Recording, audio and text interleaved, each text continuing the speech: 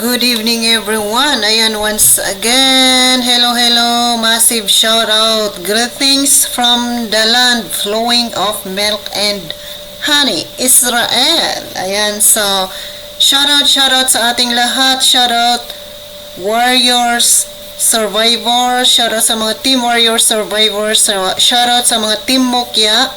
Shout out sa mga team love, team creators, team mayor at sa lahat ng team na hindi ko binanggit. So shout out sa ating lahat. So update po tayo guys once again. So nandito, ito po yung area ng galing sa work ko hanggang doon sa Tel Aviv, doon sa flat kung saan ay kami pumupunta sa aming flat tuwing day off. So ngayon po mga kapatid ay ito nga yung way. So ito po ang update as of now sa Israel. Gera pa rin. Almost 2 months na gera na. 2 months and 4 days war in Israel. So this is the update. As of now, silensyo po ang lugar na ito. Silence, tahimik, medyo silent, walang rockets, walang missiles. So, ganyan po ang way. So, sa mga nag-aalala dyan na mga mahal namin sa buhay, this is the reason why we are taking videos all the time para hindi naman kayo mag-alala. So, ang lugar po na ito ay, dito po ay part ng Ramat Sharon na. So, galing po ako sa Herzliya, galing kami sa aming work. So, on the way kami papuntang Tel Aviv. So, from Gaza to Tel Aviv, we are in the middle of, nasa sentro po kami. So, wala po, medyo malayo po kami sa border. So, sa mga nagtatanong, kung hindi ba kami apektado, bakit kami lumalabas, or bakit kami nagtatrabaho. So, wala pong magawa. It's a part of our lives already here. Parte na ng buhay namin ang gera. So, wala kaming magawa kundi magtrabaho araw-araw. Kapag may siren o warning na you have to enter in the protective area within 1 minute, yan, kailangan mong tumakbo at humaghanap ng shelter, bump shelter para i-save mo ang sarili mo. So, ganyan nga po mga kapatid ang ginagawa namin. So, everyday ay normal, back to normal, hindi kagaya nung October 8 hanggang November 8 for almost 1 month, almost ilang araw ay nag-warning ang Prime Minister na huwag munang lumabas. So sa almost 1 week ng April 8 hanggang sa ng October 8 hanggang sa almost 1 week doon ay nag-stay po kami. So wala po talaga kaming trabaho doon kasi sunod-sunod yung mga rockets na tinatapon dito sa Israel. At sa mga marami silang hineld captive doon or hinostage. Pero ito po yung update ngayon. Malinis po ang daan natin. Sa awa ng Diyos, tahimik naman ang lugar. Pero nung time na to pala ay habang nasa church kami last week ay nag-siren sila. So baka kung yung mga nakaabang po sa live natin sa church, narinig ninyo siguro na tumakbo kami doon sa bomb shelter. Bumaba po kami. So, ngayon naman ay kabado. Medyo alanganin din kami sa paglabas pero kailangang lumabas. Kailangan magpahangin. Kailangan din kung binubusog natin ang ating mga katawan araw-araw, meaning kailangan din nating busugin ang ating spiritual life. Kaya, yan lang naman ang the best weapon. Yan ang pinakamalaking weapon against every trials and problems, mga kinakaharap natin na mga problema sa buhay, ay yan lang naman ang pakainin natin ang ating spiritual life. Alam nga namang matabang-mataba ang ating physical life, pero ang ating spiritual life ay gutom na gutom sa salita ng Diyos. Hindi po ako nagmamalinis or hindi ako nagsasanta-santita as a sinner. Charot. As a sinner, ayan, nagpapakumbaba po ako at alam ko sa sarili ko na kailangan ko ang Diyos. Kailangan ko ang Diyos sa buhay ko. So, yan nga po mga kapatid. So, ito po yung highway ito. So, ang travel dito ay medyo mahaba-haba. Medyo binilisan ko lang ang speed nito kasi alam kong magagalit si Guapa Jinmi sa vlog dyan at ang mga tigang na aantukin sila dito sa video kung aabot ito ng 30 minutes to 1 hour. Charot! Joke lang mga kapatid. Ayan, so, ipinaiksi ko po to, pinabilis ko yung speed niya, kaya nakikita naman natin, sobrang mabilis yung sasakyan natin, kasi nga, baka mapalo tayo ng mga tigang dyan, charot.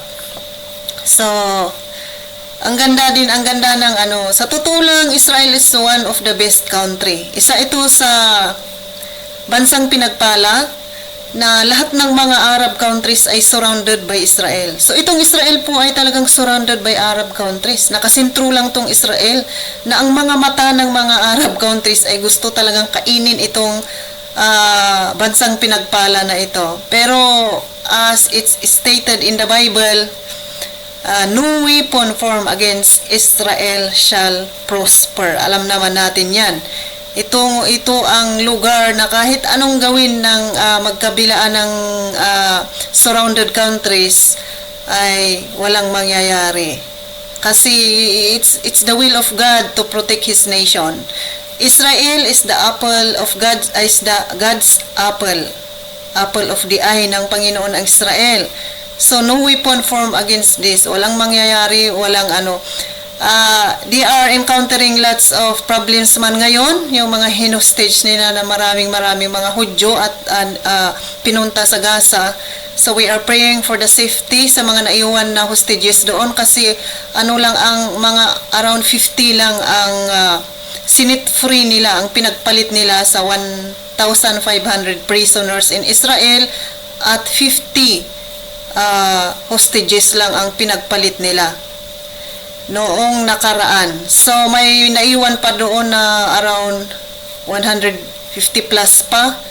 So, marami-rami pang naiwan doon. So, nagpapasalamat tayo kasi mga 3 Pilipino ang pinakawalan. So, alam naman natin sa mga testimony nila, ang dalangin lang nila nung nandoon sila ay mabuhay para makita nila ang mga mahal nila sa buhay. Yan naman ang, kapag nasa bingit tayo ng kamatayan, isa lang ang hinihiling natin sa Panginoon ay ang kaligtasan natin, na buhayin ulit tayo at bigyan ng pangalawang pagkakataon na mabuhay dito sa mundo.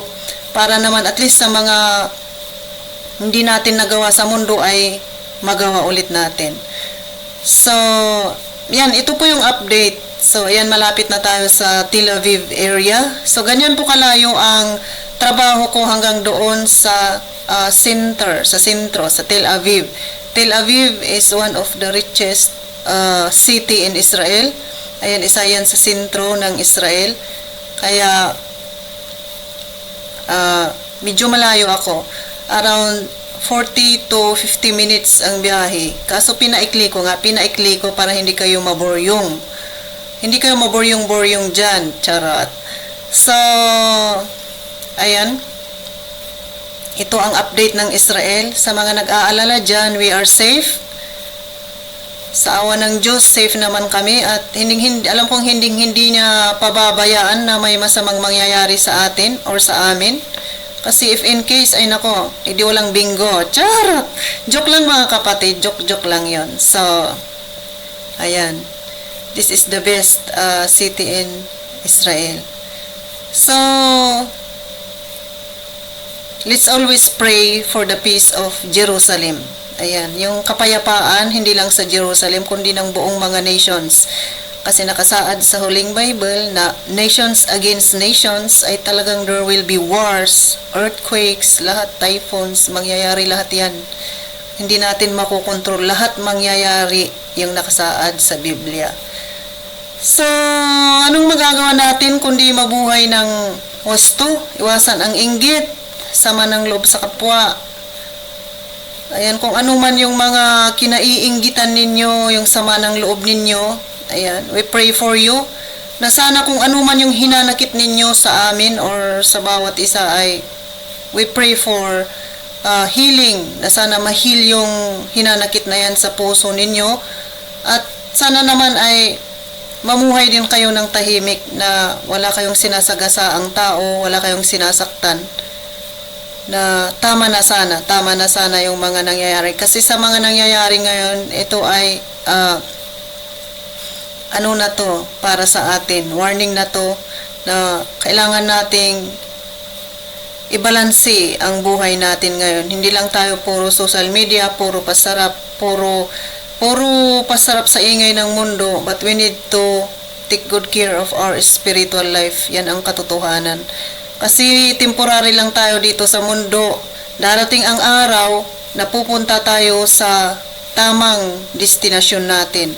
So, ang mga destinations natin ngayon, kung saang lugar man kayo, ay temporary lamang ito dito sa makamundong natin trabaho. So, yan nga ang masasabi ko sa lahat ng mga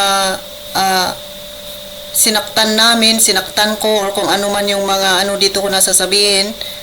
Kami po ay humihingi ng kapatawaran, at sana you will find forgiveness in your heart also to stop kung ano man yung hinanakit ninyo. Ayan. So, maraming salamat sa inyong lahat dyan. Merry Christmas. Malapit na ang Pasko. At sana ay ngayong Pasko lahat ng hiling ng mga puso ninyo ay matupad. So, that's all mga kapatid. Thank you so much. See you again on our next vlog. Maraming salamat sa patuloy ninyong pagsusuporta sa amin. At ingatan kayo at gabayan kayo ng ating Panginoong Diyos. Hanggang sa muli, Arlene Israel Vlogs. Don't forget to like, subscribe, and bell all po. So, that's all. And much love to everyone.